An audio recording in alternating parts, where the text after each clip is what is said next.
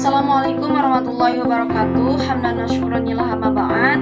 Baik, saya Sofi Amelia Putri dengan NIM 24010190 akan mempresentasikan makalah dengan judul Motivasi dan Perkembangan Kepribadian menurut teori Golden Albert sebagai salah satu tugas pada mata kuliah Teori-Teori Kepribadian dengan dosen pengampu Ibu Aseptiani Parmawati. Golden Albert adalah seorang psikolog yang berasal dari Amerika yang lahir pada tahun 1897. Beliau merupakan pelopor yang menciptakan teori Golden Albert dan dikenal sebagai salah satu pendiri psikologi kepribadian. Menurut Albert, kepribadian seseorang sudah ditentukan dari lahir dan kepribadian seseorang dipengaruhi dari masa kanak-kanak, lingkungan yang saat ini sedang dialami, dan interaksi yang terjadi antara dua konsep tersebut. Golden Albert mengelompokkan karakteristik yang membentuk kepribadian menjadi tiga kategori, yaitu kardinal, sentral, dan sekunder. Menurut Albert, manusia merupakan makhluk rasional yang mengatur tujuan kesadarannya yang berpedoman pada masa sekarang dan masa mendatang. Karena itulah Albert tidak setuju dengan teori psikoanalisis. Prinsip dasar tingkah laku adalah terus-menerus bergerak dan mengalir. Karena konsep utama pada teori kepribadian yang dicetuskan olehnya menyangkut motivasi yang berarti membuat orang lain bergerak. Arus aktivitas ini memiliki dua unsur, yaitu tetap atau transient dan berubah-ubah atau fungsional otonomi, yaitu tingkah laku seseorang akan berlanjut pada alasan berbeda tergantung dengan apa motivasi awalnya. Inti atau pokok teori yang dikembangkan oleh Albert pada penelitiannya yaitu dibagi menjadi tiga. Yang pertama, kepribadian manusia merupakan produk hereditas dan lingkungan.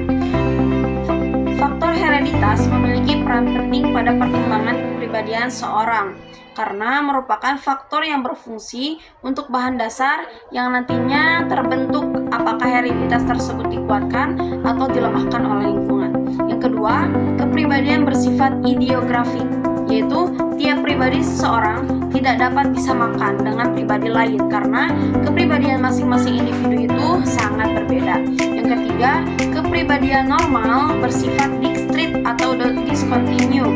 Kepribadian seseorang tidak berkelanjutan, yang artinya kepribadian saat masih kecil berbeda saat dia sudah dewasa. Karena saat dewasa, kepribadian bekerja secara rasional dalam mengontrol kesadarannya. Artinya, seseorang sudah mampu mengontrol dorongan berupa motivasi. Adapun hakikat manusia menurut Golden Albert, yang pertama, manusia terdiri dari komponen dasar yakni pandangan positif, penuh harapan, dan penyanjung. Albert menolak pandangan Freud bahwa orang tidak bisa berubah karena sifat mereka saat ini dipengaruhi oleh masa lalu. Menurut Albert, manusia bisa berubah dan memiliki kemampuan untuk berkembang ke arah yang lebih baik melalui pemikiran yang luas yang mereka miliki. Yang kedua, manusia merupakan individu yang sehat. Albert menyatakan bahwa individu sehat beroperasi pada tingkat rasional dan menyadari pengaruh kekuatan tidak sadar, berbeda dengan orang neurotis yang beroperasi dari pandangan dan pengalaman masa lalu. Dan yang ketiga, manusia memerlukan motivasi dalam hidupnya. Manusia bertindak berdasarkan harapan dan motivasi, bukan keinginan primitif atau trauma masa lalu. Motivasi penting dalam mencapai kesuksesan dan meraih tujuan hidup jangka panjang. Menurut Golden Albert, manusia memiliki beberapa struktur dan dinamika kepribadian, yaitu yang pertama ada traits. Traits adalah predisposisi untuk merespons stimuli yang mirip. Mereka membentuk struktur neuropsikik untuk menjadikan banyak stimuli berfungsi ekuivalen, menyebabkan tingkah laku adaptif dan ekspresif. Traits seperti takut, agresif, dan jujur bukanlah konsep abstrak, tapi nyata.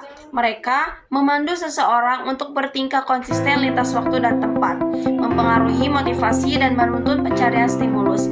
Traits bisa diidentifikasi dari kecenderungan operasi pengaruhnya, seperti optimisme dan ostracism. Yang kedua ada personal disposition. Personal disposition memiliki tiga tingkatan yang berbeda.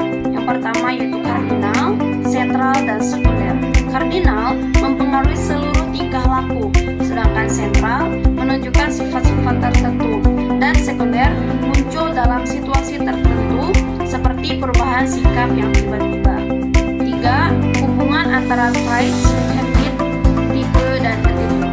Sifat, kebiasaan, dan sikap berbeda, tapi dapat mempengaruhi perilaku.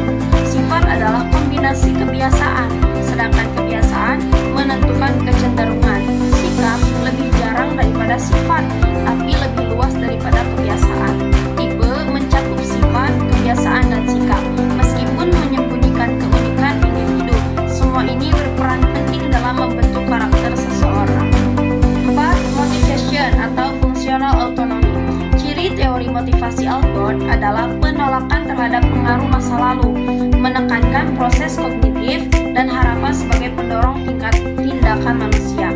Fungsional autonomy, Allport memandang motif orang dewasa sebagai otonom, mandiri, tidak terpaku pada pengalaman lalu. Ada 2 tingkat otonomi, yaitu perseveratif seperti adiksi dan propriet seperti minat dan nilai. Propriet tingkat organisasi kepribadian dan mempengaruhi pilihan motif yang sesuai dengan diri. Yang kelima ada perkembangan autonomi fungsional, yaitu menentukan perkembangan otonomi fungsional sulit karena terbatasnya pengetahuan neurologis dan kurangnya teori konsisten. Allport menyatakan bahwa ini terkait dengan motivasi dan tujuan manusia. Unitas diinginkan, tetapi belum sepenuhnya tercapai melalui propriet function. Dan yang terakhir, yang keenam ada proprium atau proprius milik. Proprium adalah aspek kepribadian yang disebut dengan self atau ego yang positif, kreatif, dan ingin berkembang.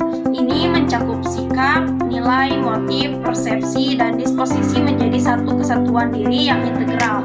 Ada 7 aspek dalam proprium yang berkembang sejak lahir hingga dewasa. Ada juga perkembangan kepribadian menurut Gordon Allport. Perkembangan kepribadian dimulai dengan gerakan refleks pada masa kanak-kanak. Emosi berkembang seiring pertumbuhan, membentuk karakter dasar individu. Masa transformasi anak-anak menyoroti diferensiasi, integrasi, harga diri, kesadaran diri, dan pemahaman mekanisme psikoanalitis. Pada masa dewasa, individu menentukan kepribadian melalui tingkah laku, dapat memproyeksikan kebutuhan, mengenal keinginan, serta memiliki pandangan hidup dan filosofi hidupnya sendiri. Interaksi dengan lingkungan dan perkembangan fisik penting dalam pembentukan identitas diri. Implementasi teori Gordon Allport atau penerapan pada masyarakat dalam kehidupan sehari-hari terdapat 3 aspek. Yang pertama ada sesi konseling. Penerapan teori Allport dalam konseling membantu individu dalam memahami perubahan kepribadian saat transisi dari masa kanak-kanak ke remaja dengan memberikan dukungan dan bimbingan mengatasi tantangan yang muncul. Yang kedua yaitu mengidentifikasi pola perilaku. Konselor menggunakan teori untuk memahami pola perilaku terkait perubahan kepribadian. Mereka membantu individu mengenali, mengelola, dan memahami diri sendiri.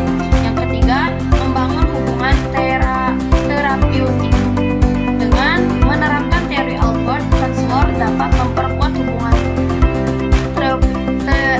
terapeutik dengan individu, serta menciptakan lingkungan yang mendukung untuk berbicara tentang tantangan selama fase transisi. Adapun kelebihan dan kekurangan dari teori Gordon Allport. Ada beberapa kekurangan mengenai teori Allport, antara lain Allport gagal menunjukkan konsep yang menjadi pokok, yaitu fungsi otonomi. Yang dalam hal ini Allport membagi 2 fungsi otonomi, yaitu perseveratif otonomi fungsional dan propriet otonomi fungsional, menggambarkan manusia pada sudut yang terlalu positif dan terlalu menekankan keunikan kepribadian, memberikan pemahaman yang terlalu sedikit pada pengaruhnya dalam lingkungan sosial dan faktor situasional. Ada juga kelebihan dari teori Allport, yaitu Allport memandang kepribadian manusia bukan dipengaruhi dari masa lalu. Hal tersebut menjadikan nilai lebih pada manusia, bahwa manusia pada dasarnya mempunyai pemikiran positif yang mampu berpikir secara ke depan, sehingga manusia mempunyai pandangan hidup yang lebih baik untuk masa depan. Jadi, teori kepribadian Gordon Allport mengatakan bahwa kepribadian dipengaruhi oleh genetika dan lingkungan, berkembang dari masa kecil hingga dewasa. Manusia dianggap rasional dan terus berkembang. Teori ini tentang karakteristik kepribadian dan konsep fungsional otonomi yang menyoroti motivasi berdasarkan tujuan pribadi. Meskipun membantu dalam konseling, teori ini kurang memperhatikan pengaruh lingkungan dan cenderung positif. Baik, cukup sekian yang bisa saya sampaikan. Kurang lebihnya mohon dimaafkan. Assalamualaikum.